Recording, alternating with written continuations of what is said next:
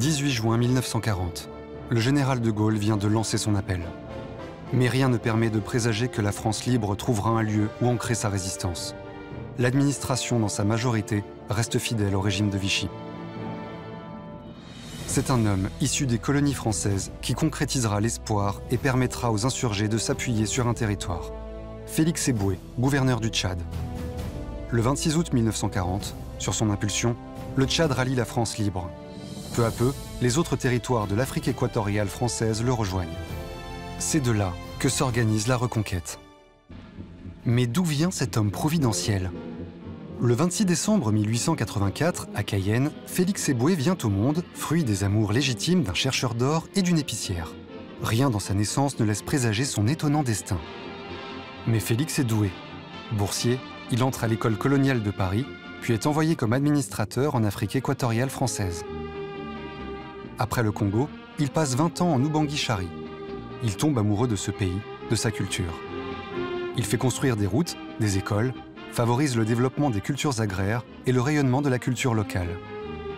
Il gravit les échelons, en Outre-mer et au Soudan français.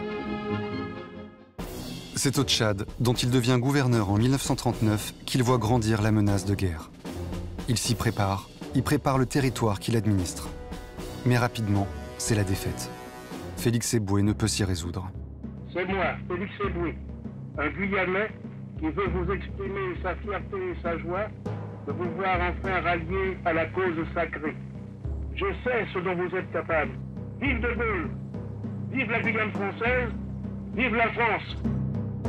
En octobre 1940, le général de Gaulle et Félix Éboué se rencontrent à Fort-Lamy.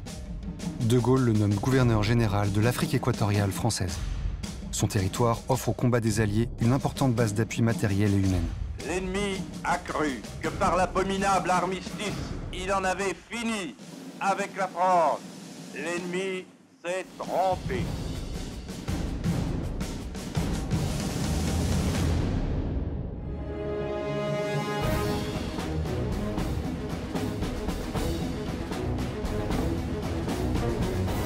Décoré de la Croix de la Libération, Éboué devient, en janvier 1941, l'un des 5 premiers compagnons de l'ordre. Alors que les forces de l'Axe ont été chassées du continent africain, le général de Gaulle ouvre du 30 janvier au 8 février 1944 la conférence de Brazzaville sur la question coloniale. La plupart des idées de Félix Éboué sont adoptées. C'est le couronnement de 35 années de labeur animé par le souci de développer économiquement et socialement les pays d'Afrique équatoriale française et d'instaurer une politique indigène appuyée sur les institutions locales. Par un touchant effet du sort, c'est donc à Brazzaville, première capitale de l'Afrique française libre, ville où a commencé sa carrière, qu'elle sera ainsi consacrée. Après une ultime intervention diplomatique au Caire, il s'éteint d'une congestion pulmonaire le 17 mai 1944. Le Panthéon l'accueillera le 20 mai 1949, honorant dans son sillage le territoire d'outre-mer dont il est né.